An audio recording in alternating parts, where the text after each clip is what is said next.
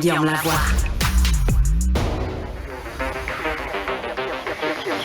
Cube Radio. En direct à LCN. 14h30, c'est le moment d'aller retrouver notre collègue animateur à Cube Radio, Guillaume Lavoie. Bon après-midi, Guillaume. Bonjour, Julie. Alors, évidemment, on continue de suivre là, avec ces images qui nous proviennent toujours en direct à Saint-Roch de l'Achigan, dans la Nodière, à la suite de cette explosion qui est survenue chez Propane La Fortune. Je le rappelle, les gens qui viennent de se joindre à nous, il y a toujours 3 personnes qui manquent à l'appel. Guillaume, parlons de ce qui se passe aux États-Unis. Il y a des documents confidentiels qui datent de l'époque où Joe Biden était vice-président. C'était Barack Obama qui était le président à ce moment-là. Des documents qui ont été retrouvés dans la résidence privée du Delaware, dans le garage ou une pièce adjacente, là, fermée à clé. Comment est-ce qu'on doit interpréter ça? Est-ce que c'est embarrassant pour le président Biden? Est-ce qu'il est pris en défaut? C'est particulièrement embarrassant. Ce le serait beaucoup moins si on apprenait ça là, comme ça. Ceci est arrivé. Ce qui rend et d'ailleurs, je pense que l'on va découvrir dans les jours et semaines à venir que c'est déjà arrivé pour des anciens présidents. Par exemple, lorsqu'ils décèdent, leur épouse découvre dans des boîtes que finalement, il y avait des documents marqués classés secrets ou pour les yeux du président seulement. Ça arrive, un peu comme quand vous quittez un emploi. Des fois, vous êtes parti avec des papiers. Parce qu'ils n'ont pas le droit de faire ça, les présidents. Ils n'ont pas le droit, mais c'est pas toujours... Tous les secrets d'État sont pas égaux entre eux, là. Oui. Mais est-ce qu'il y a un malice qui anime la chose? Probablement pas. Ce qui rend la chose extraordinairement embarrassante pour M. Biden, c'est qu'on vient de faire tout un tabac pour le fait que Donald Trump, lui, avait des documents. Là, les actions de Donald Trump étaient d'un autre ordre, là, en disant « Non, c'est pas vrai, j'en ai pas ».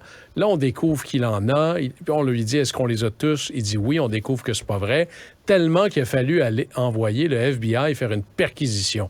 Alors, on est de 2 autres ordres. C'est un autre ordre, là. M. Biden a dit voici ce que mes avocats ou chez moi on a découvert. On a appelé les Archives nationales tout de suite. Mm-hmm. Ce qui est embarrassant. Ma grand-mère dirait qui crache en l'air tombe sur le nez.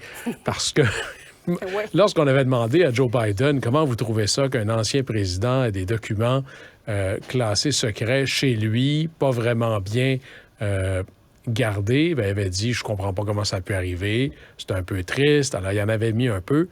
Et là, ce qui est particulièrement embarrassant, c'est un cadeau aux républicains qui se cherchent, surtout ce nouveau congrès-là, toutes les excuses du monde pour faire enquête sur l'administration. Alors, cette chose-là, ça va durer longtemps, là. Le Congrès républicain va faire une enquête là-dessus. Et puisque on vient d'envoyer le FBI chez Donald Trump, là, il y a un enjeu de perception de partisanerie. C'est une administration démocrate. Trump était un républicain. Ce qui est vrai pour un devrait être vrai pour l'autre. Est-ce qu'on parle d'une justice à 2 vitesses? Juste avant que tu poursuives, Guillaume, le président Biden a réagi un petit peu plus tôt. On va l'écouter ensemble. As I said earlier this week, people know I take classified documents and classified material seriously. I also said we're cooperating fully and completely with the Justice Department's review. As part of that process, my lawyers reviewed other places where documents from my time as vice president were stored, and they finished the review last night. They discovered a small number of documents of classified markings in storage areas and file cabinets in my home and my personal library. Bon, la différence, elle n'est pas là dans la mesure où le président Biden promet qu'il va collaborer avec les autorités, contrairement à l'ancien président Donald Trump.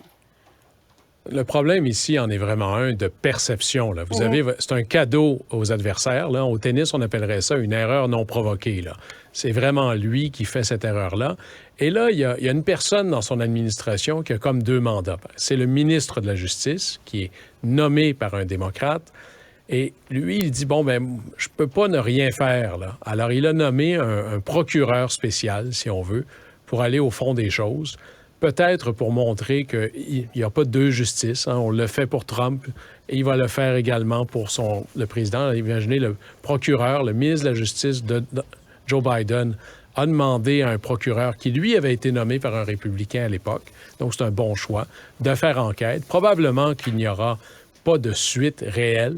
On ne semble pas ici être dans une trahison du sens de l'État, mais La justice, c'est une chose, mais il doit aussi y avoir apparence de justice, et c'est là-dedans qu'on se retrouve.